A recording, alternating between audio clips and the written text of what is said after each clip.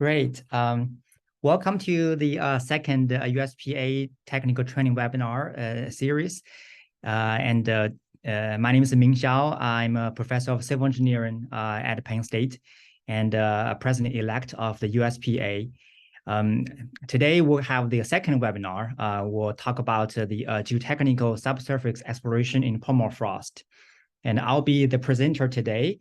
And the webinar series is sponsored by Geo Watershed Scientific, Shannon and Wilson, P&D engineers, Arctic Foundations, BD The Stream, and Catherine Schneider. So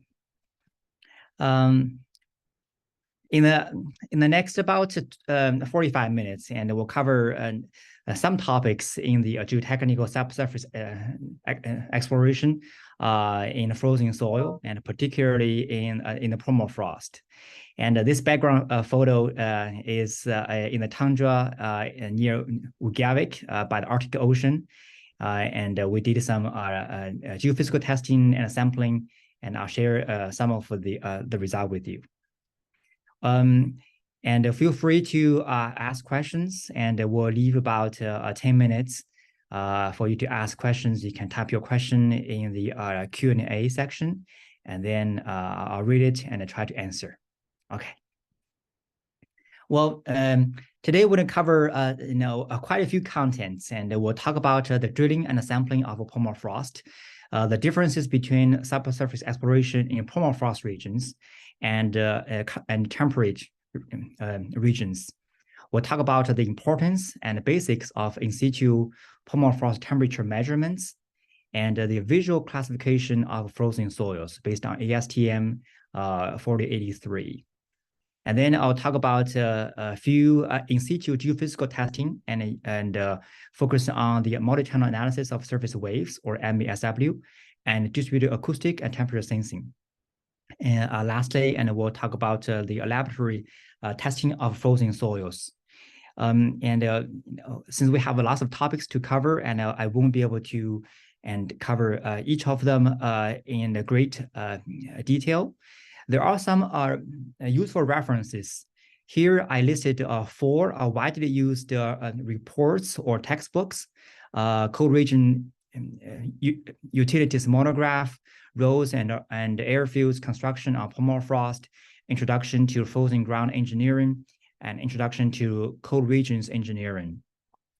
And you can easily find either electronic or hard copies. And there are chapters or sections in the books that talks about the subsurface exploration in permafrost.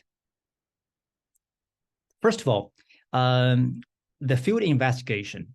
The frozen ground field investigation includes site reconnaissance, test borings, ground penetration, ground temperature measurements, and geophysical surveys. Well, the primary objectives of the field investigation are to quantify and delineate the boundaries of the frozen and thawed zones within the depths to be influenced by the proposed construction, the amount and structure of interstitial, segregated, and massive ice in the frozen soil, and the composition and properties of the soil itself. Well, the drilling methods, and here I showed a table that shows a different type of drilling methods in the permafrost, and you can see the methods includes augers, percussive hammer, vibratory drilling, rotary drilling, and wash boring. So all of those are actually also used in the temperate regions. In the permafrost or in cold regions or frozen soil, the drilling and sampling is similar to rock quarrying. The drilling and sampling occurs simultaneously. As we advance the auger, the frozen soil enters into the sampler, and after the sampler is full with the sample, and then we can take the soil sample out, and then lower in the sampler and continue the drilling. Some important notes for drilling in frozen ground. Here are at least 3 important ones. Well, the primary difference between drilling and sampling in cold regions versus temperate regions, warm places, is maintaining the thermal integrity of the samples between the time of sampling and testing. So this is particularly important that once we take the frozen soil out and lay on the ground surface, we need to make sure that the samples do not thaw. And during the transportation and eventually to a lab in the cold room, and this entire process, we have to make sure that the temperatures of the sample do not rise.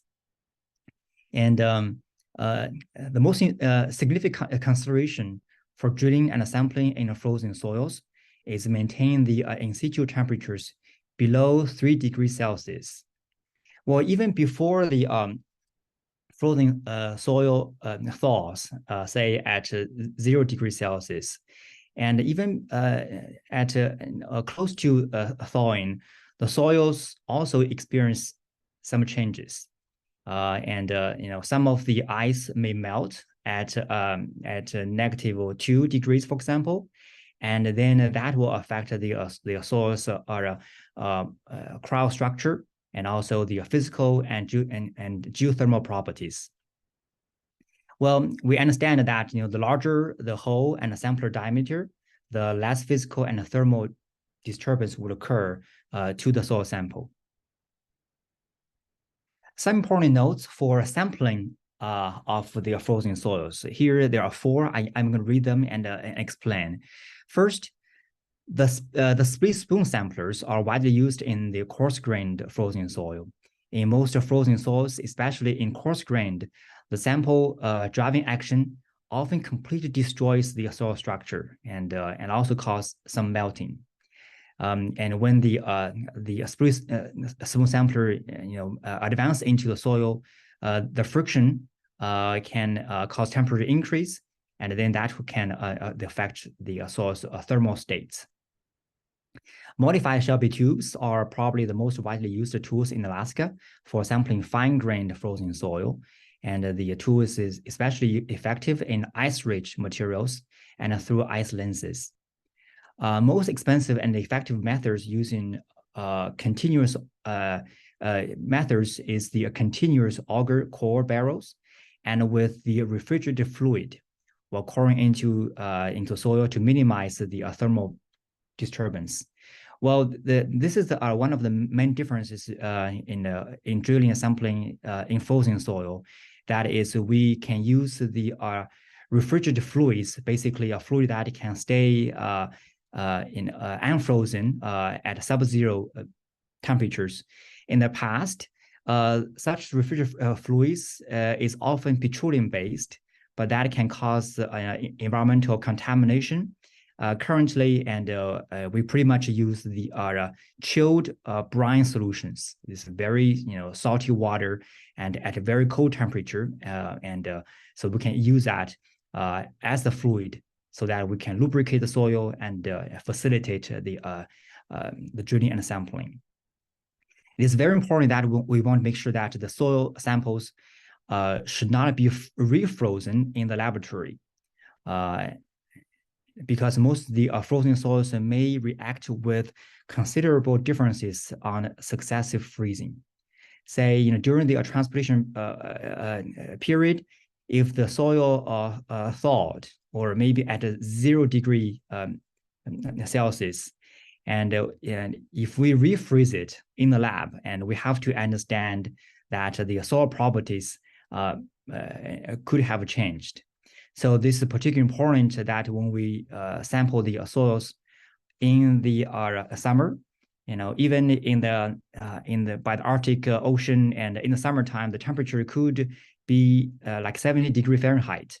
So we have to make sure that the soil, and we have quickly protect the soils and wrap them, put in a cooler, and so that the soil do not experience a thawing process. Well, I want to stress the importance of the continuous sampling in permafrost and avoid the erroneous interpretation of the ground condition.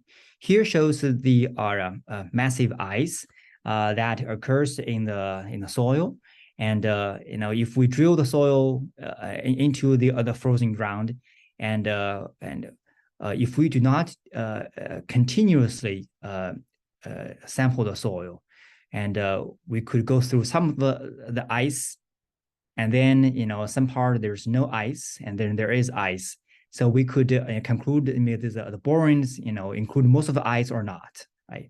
So here I want to show a quick video of the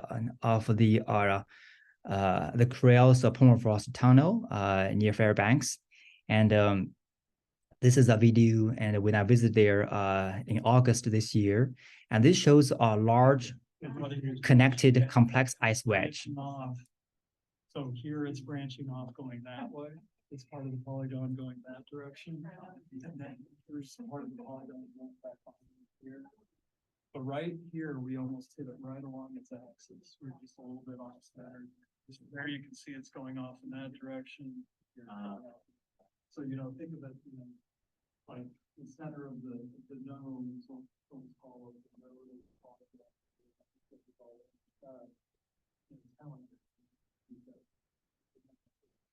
So you can see that this is just one connected ice wedge, and goes through multiple directions, and it's a massive, and so when we try to understand the subsoil condition, and we have to really be mindful of this kind of complex ice wedge formations in the ground. Well, here I just want to show a quick case study that we did the permafrost sampling in Ugavik in August 2 years. That was last year. So you can see, we used the hand auger drilling approach.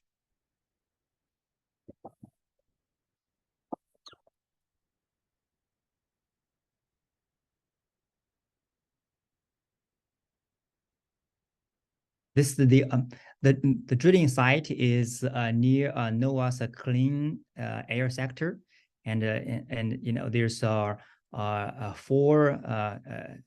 atmospheric observation stations of NOAA and around the globe, and one is in Ugavik, and so we're not allowed to use our gas powered, and so that we can only use the battery powered. And so drilling into the frozen soil is quite difficult in this case. So this is oftentimes constrained by the environmental condition, such as in the tundra, and vehicles is hard to access in this case. And we're not allowed to use a gas powered drill. Well, you can see that the soil samples that we obtained. And this, on the left, you can see this is our frozen soil, right? And then some sections, and is mainly ice, as in the second left sample shows. Some part of soil shows are highly silty, as in the middle one, and then some other part, there are, the soils can also break. So we want to make sure that this can, could also affect the lab testing when we need to have a certain length of the soil sample. Some other drilling approach and methods, and here shows a track-mounted drill rig that could use, and the right figure shows the manual operated drill system, and this photo was sent by Nick Hansen from UAF. And this equipment itself weighs about 45 kilogram, and he claimed that this can drill up to 10 meters depth. Well, the next important topic is the ground temperature measurement. Well, the ground, or we understand, is actually the subground, right? The subground temperature is the most important parameter of the frozen soil, and including permafrost. There are a few approaches that we can use to measure the subground temperature, and the first and most basic and easy one is to use a steel probe and thermometer. Here I show two photos, and we can easily get those from Home Depot or Amazon. Basically, we just use this probe and drill a hole into the ground, and then insert the thermometer, and we can measure the ground temperature. Another is a frost tube, and we also have thermistors and thermocouples. And the frost tubes are to measure depth and rate of freeze-thaw penetration below the surface. There is a PDF file actually, and in the link below from UAF that shows the detailed manufacturing of the frost tube. It includes 3 layers, and the outer tube, middle, and the inner tube. And when they combine together, and then drill a hole and insert into the ground, and then when the water freeze in the inner tube and it change color, and we use food dye, for example, and when it change color, and so that we can periodically check and then find out the freeze-thaw penetration depth. Right. So this kind of a manual testing, but it's very inexpensive to make, and the approach is pretty straightforward. Thermistor. Well, it's coined a term and combined the thermal resistor. Basically, it is it's a temperature sensitive semiconductor that measures the electrical resistance in ohms. And then that is correlated with the temperature. This photo shows there are different configurations and types of the thermistors, and some materials electrical resistance increase and with the temperature, so we call this as a positive temperature coefficient thermistor. And some the electrical resistance decrease with the increase of temperature. We call this as a negative temperature coefficient. So there's this is the two main types of the thermistors. Another one commonly used is thermocouple, and as the name suggests, there are two different type of metals, and they join together to form 2 junctions. One junction is connected to a body, and we use that to measure a temperature, such as from soil or other materials, and the other junction is connected to a body of a known but different temperature. And then those are the temperature difference, and then would cause the development of voltage. And the voltage is proportional to the temperature difference of the 2 junctions. And one junction has a known temperature, then we're able to find out the temperature from the other using the voltage, which correlates to we can use a reference table and to find out the temperature from the voltage difference.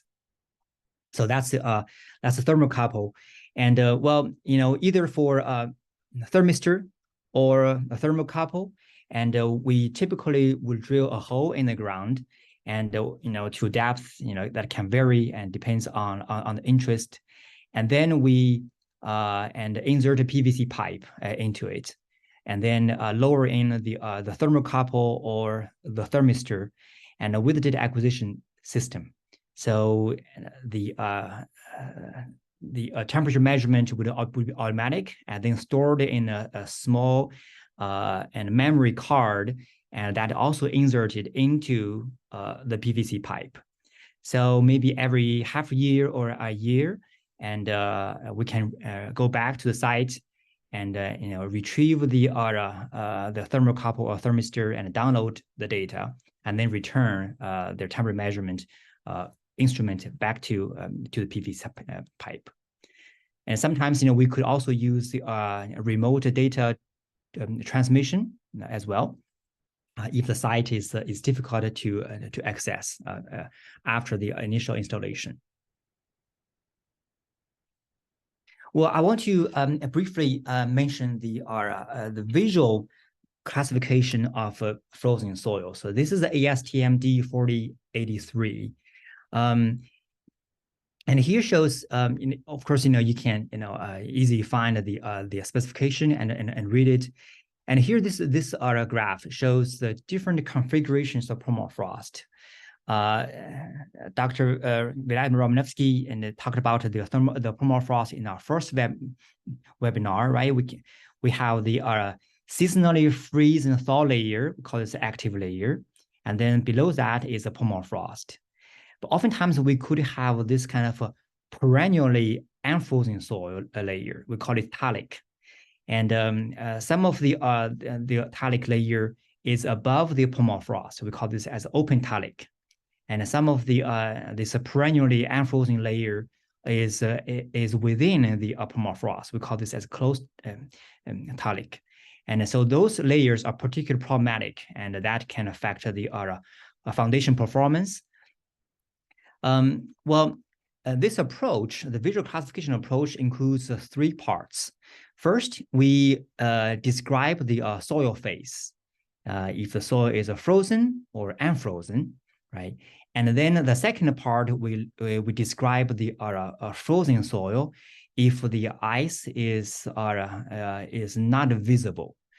We cannot visually identify the ice existence, and then we'll describe the frozen soil.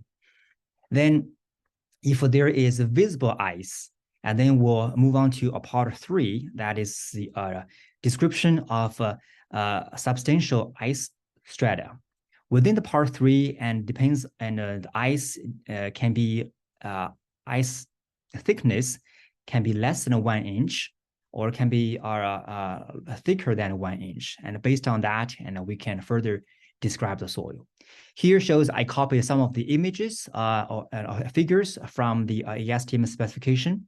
And then, those terminologies that we often use to describe the structure of the soil, and that will be included in the boring log.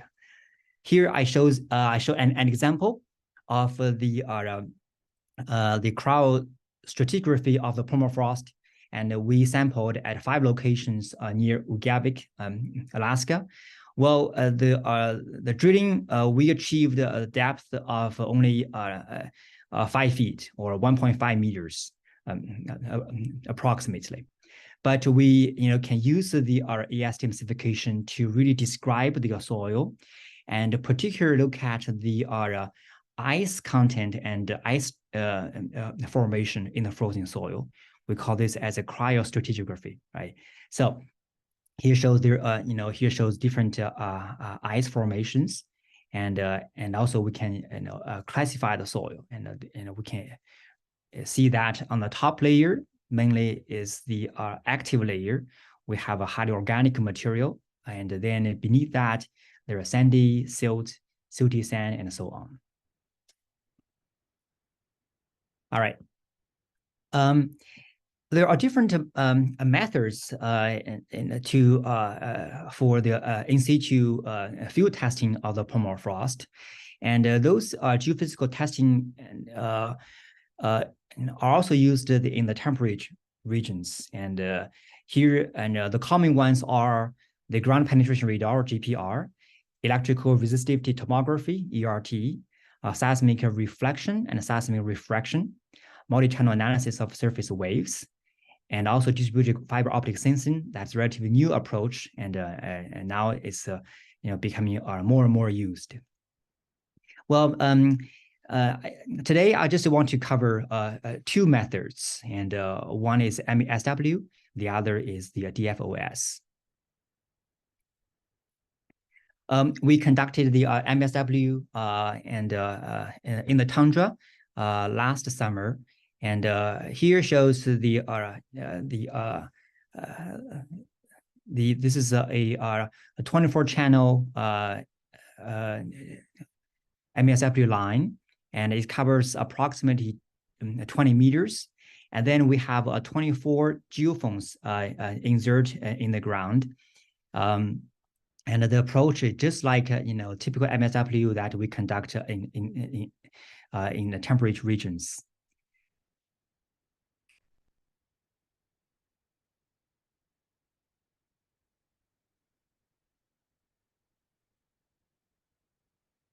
So here shows a video that the team members is striking the metal plate, and usually we conduct three strikes, and then so that the data acquisition can receive the signal.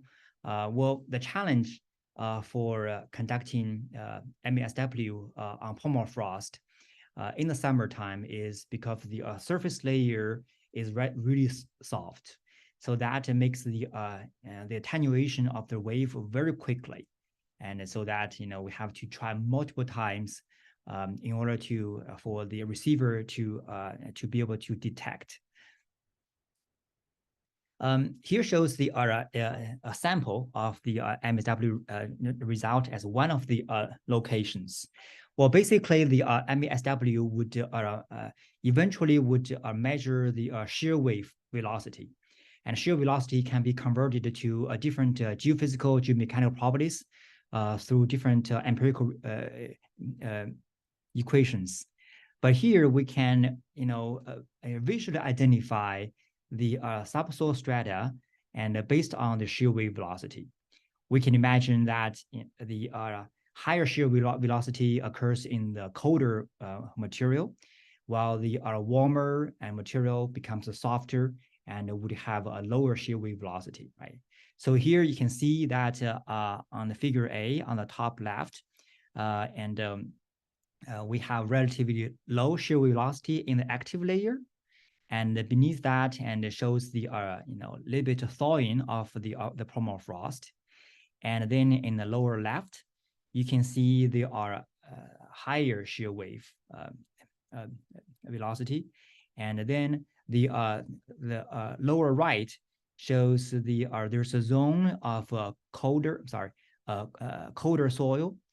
But here, basically, it shows that even within this 20 meters distance, the subsoil condition is highly non-uniform. Right. Well, the MASW can give us the subsoil condition at a fixed location, say 20 meters, at a fixed time. That is when we conduct the MASW. But how the subsoil condition change with space, if we want to look at a linear infrastructure, say a road or a pipeline, how does the soil property and soil strata and ice wedge and variation with this kind of maybe several kilometer distance throughout the years and seasons, the MASW will not be able to give that information. The advantage of the distributed acoustic and temperature sensing, or DAS or DTS, is that it can give us this continuous variation of the subsoil condition with space and time. Well, here I show the kind of illustration of a DAS, and the DTS is very similar to that. Basically, we have this data acquisition. We call this as interrogator that's connected to a fiber optic cable. And there are different types of cables. And the one that we use for telecommunication, maybe $1 per meter, and can also be used, right? There are also more expensive ones that are available as well.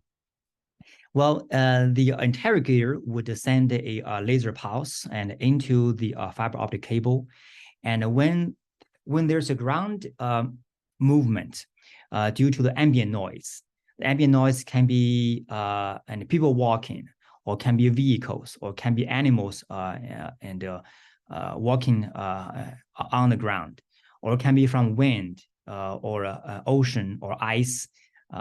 All those so-called ambient noise would generate a small vibration of the ground. And when the ground vibrates, and there will be some kind of compression and dilation. The fiber optic cable is buried and coupled well with the ground.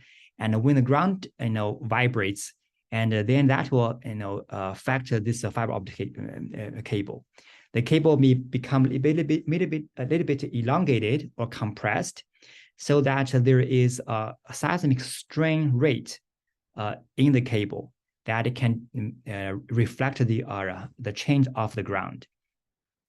When the cross section of the cable varies, the laser would be reflected back to the interrogator, and so that we can look at the changes along the entire cable, and the cable can be long, such as in our case is a 2 kilometer, and some of the DAS cable can be over 10 kilometer, and within that distance, and every section of the cable itself is a data acquisition. It's like a geophone. And we call this as a gauge length. And in this case, we chose our gauge length at 2.5 meter. Basically, the spatial resolution is 2.5 meter. Well, and the cable can be long, and when we install it, and they're heavy. Particularly when you walk in the tundra and without any vehicle assistance, it can be a big challenge. What we did is we break the cable into smaller bundles, and then drag them or take them to the tundra, and then we're gonna walk through the tundra. Tie the knot. Tie the knot. Yeah.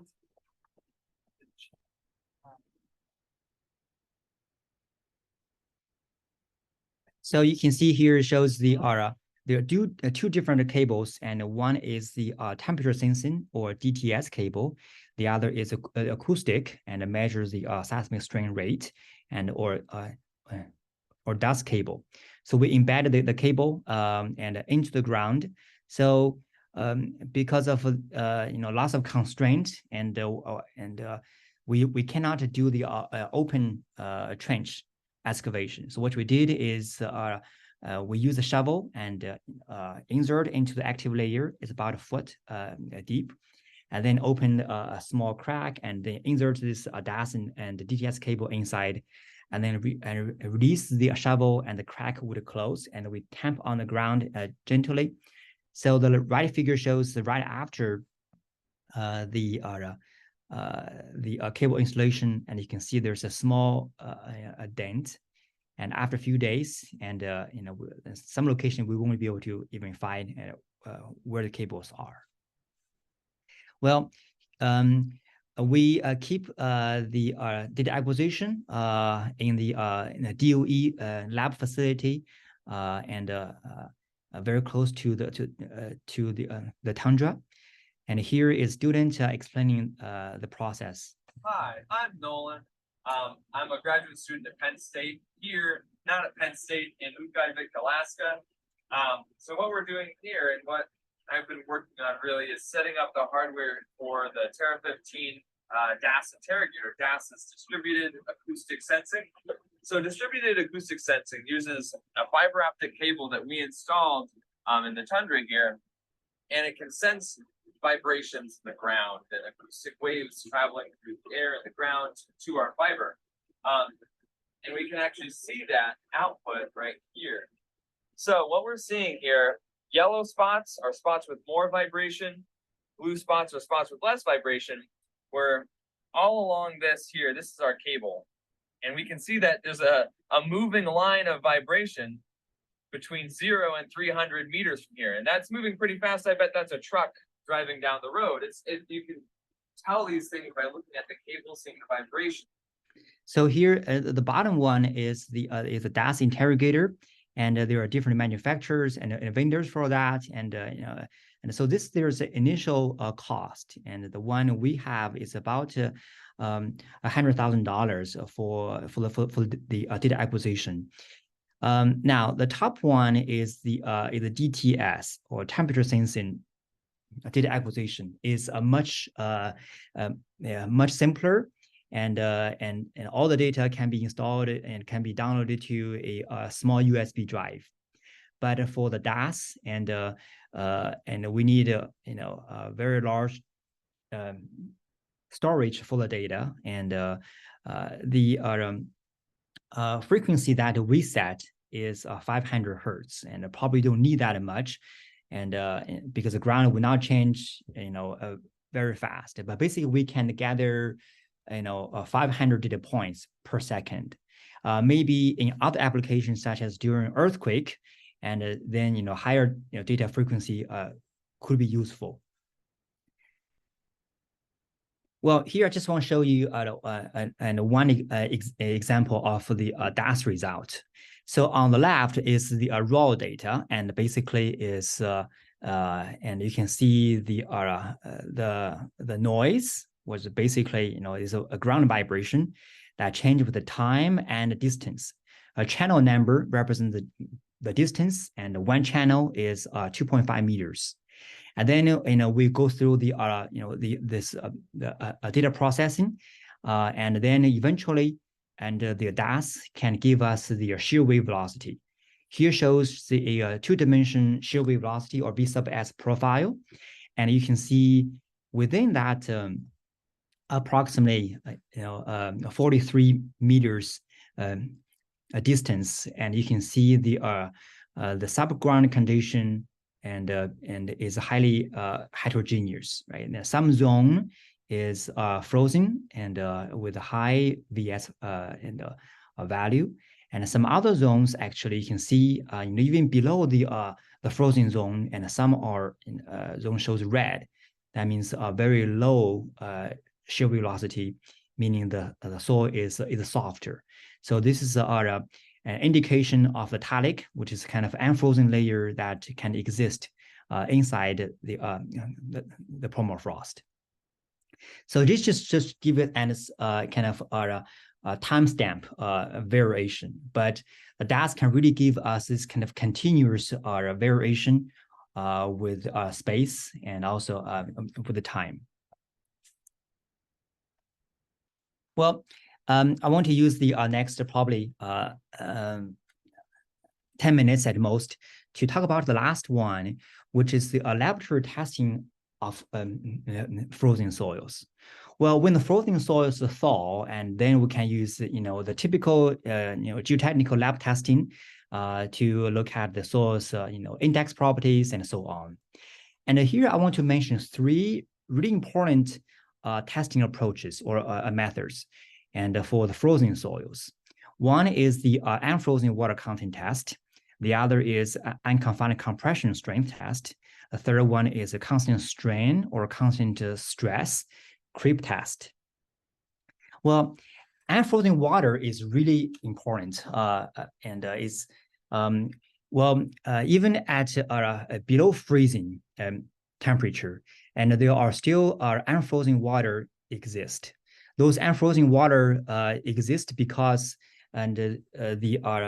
there's absorption, either the water enter inside the particle or attached to the surface of the particle, and then this absorption tightly held the water molecule to the solid. There's also diffuse double layer effect. All this mechanisms and held the water molecules to the solid surface and prevented it from freezing. Sometimes the unfrozen water content can be, say, 10%, and even at negative 10 degrees. The unfrozen water affects the soil property, and it serves as lubrication, for example, and then affect the soil's mechanical and physical property. There are different measurements for the unfrozen water content. It's not direct, and we could use the nuclear magnetic resonance testing, and we could use gamma ray attenuation and time domain reflectometry, and those testing requires expensive equipment, and there are also empirical equations, and here shows an example of the unfrozen water content, or WU, that depends on a soil parameter. Here is the M and N are soil parameters, and also temperature. Here shows the theta as temperature. And then you can look at the reference and showing here, and then by, if we can have two measurements of the unfrozen water content at two different temperatures, we can identify M and N value, and then use M and N value to predict the unfrozen water content at other temperatures. Right? So that's our unfrozen water content measurement. We also have the unconfined compression strength test, and here shows the approach, and I'm not going to read it. Basically, is just similar to the unconfined compression test of clay soil and in the room temperature, and we have the soil, but control the temperature at a target temperature of the soil or ambient temperature, and then we apply the vertical loading and find out the unconfined compression strength. And a creep is really important, and for a frozen soil, and particularly with ice-rich frozen soil, and the creep behavior occurs continuously and under the constant load.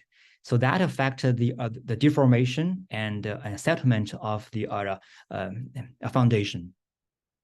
Well, there are two types of a creep test. One, we control the deformation or constant strain. The other is we put a constant load at step increase of the load. We call this a constant stress. Here shows the approach for the constant strain the creep test. Here shows the test setup, and we sampled about 44 inches of soil and from the tundra, and then the soils were sent to Alaska Fairbanks, and they helped us with the testing.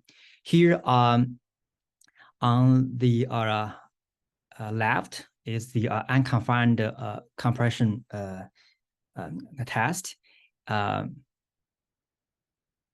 Excuse me. Here on the left is a creep test, and with a strain rate of 1% per minute. And on the right is the unconfined compression test, and it's really important that we control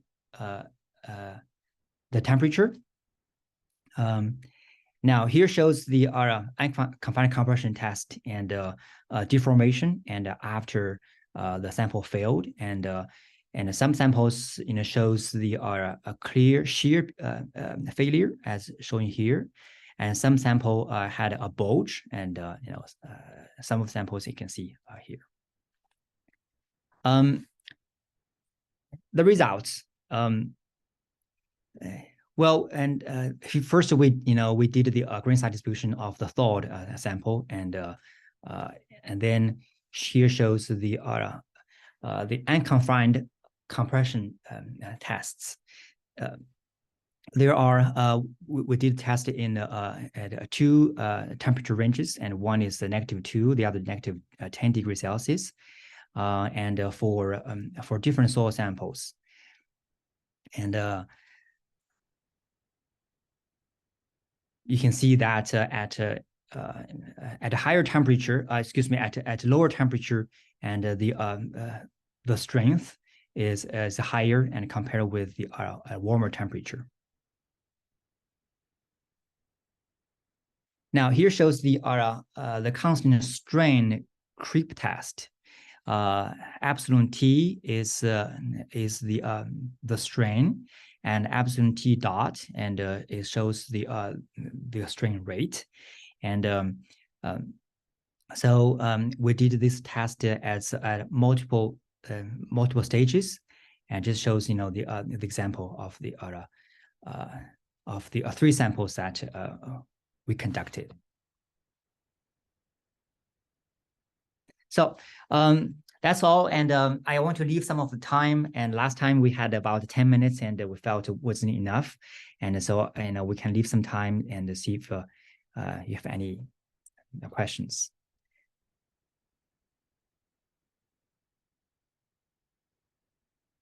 So if you have any question, and feel free to type on the Q&A session.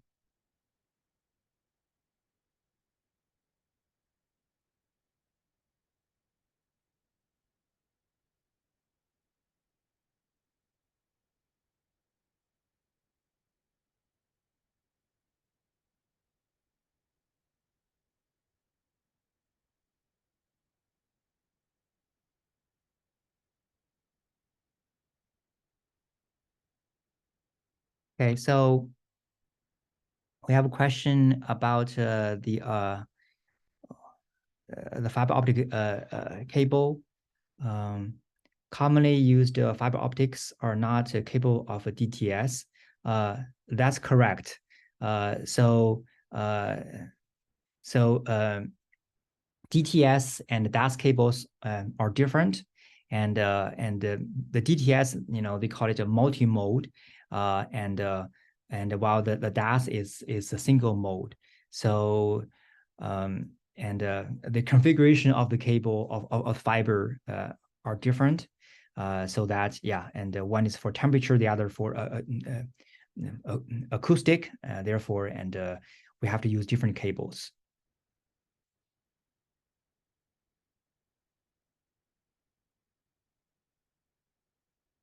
A question from Kevin asked about the strain rate result, and occurred that with the unfrozen water content.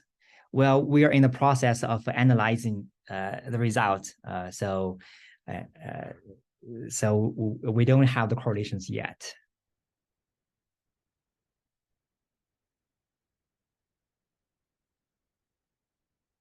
So I'm going to read out the next question. Over the course of your research, what's the most notable change you've observed in the field? What is the key takeaway like the public to understand?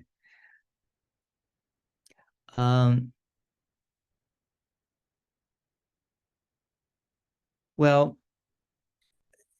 I think and the two things that I think in particular are important, and one is the permafrost is highly heterogeneous. So we understand there's ice wedge and even and also the ice wedge and ice formation is very complex. And we try to avoid that, building infrastructure on ice ridge or on ice wedge, so that if we can really understand the ground condition, and so that we can probably choose a site and that is thaw stable. And the second is the ice content and water content is really important. Some of the soils, the most problematic material is a kind of silty soil with high ice content.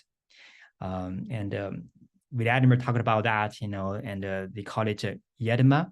Basically, it is highly ice-rich and silty material with organics. And during our visit in Alaska, different field sites, and we noticed that when there are soil thaws, that it really flows like mud. So those two things that we have to are really important. And if we can identify those those sites, we can try to avoid building infrastructure on top of that. Next question. Is there any practice of SPT or CPT in permafrost? I have seen a few reports and using CPT and the cone penetration test, and SPT is also conducted, but we understand that when the soil is frozen and the strength is very high, so SPT test, you probably have very high blow count, right?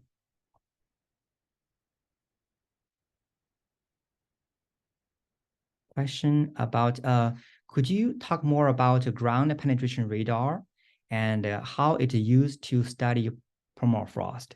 Is related to determining active layer thickness, and a permafrost depth. Well, GPR is is a very common technology, right? And it sends electromagnetic waves of a high frequency into the ground.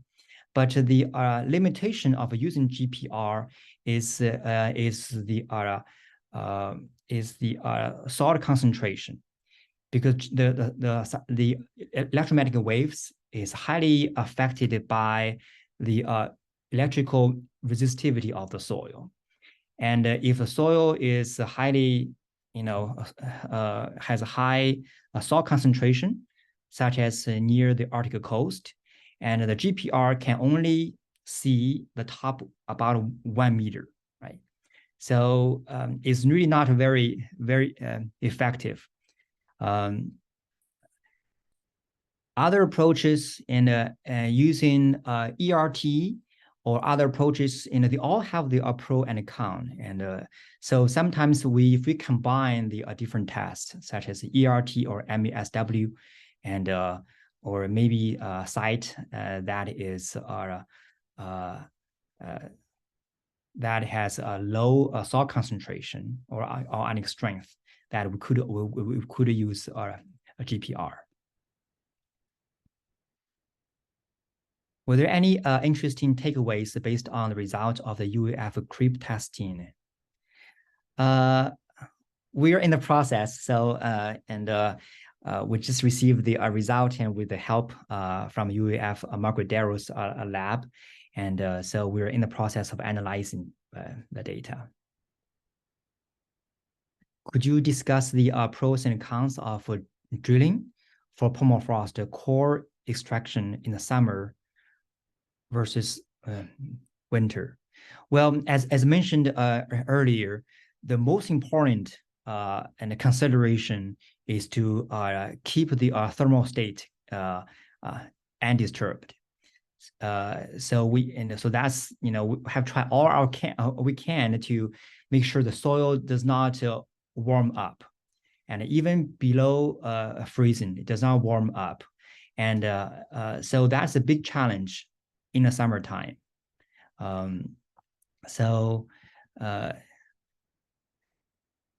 In the wintertime, it's much easier, but there's also other logistic constraints. But the summertime is the most challenging time, and because the soils can thaw very easily once we retrieve from the ground. Would you please let us know if there's any problem with the in-situ testing during summer or not? Because for the methods that do not reach deeper layers of frozen soil, that might be thawed soil in the ground.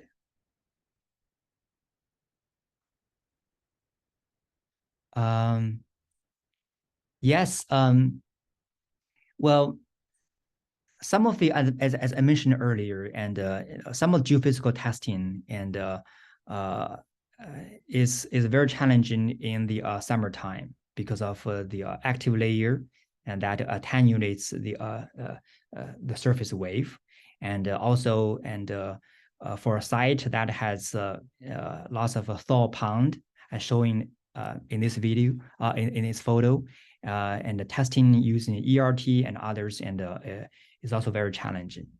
Wintertime is much easier, and is much preferred for drilling. But there's other the inclement weather, and can also affect. And one thing I learned is when we drill the soil sample, that we don't want to pause.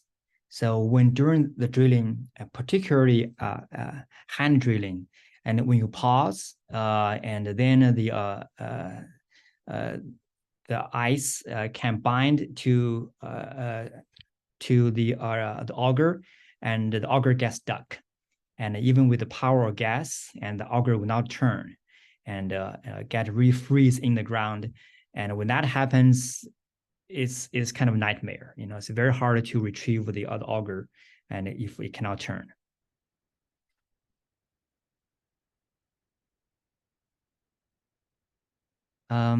I have just a few minutes and just a couple of questions left. How does a DTS system differ from a DAS system in terms of a cost, equipment, and operation?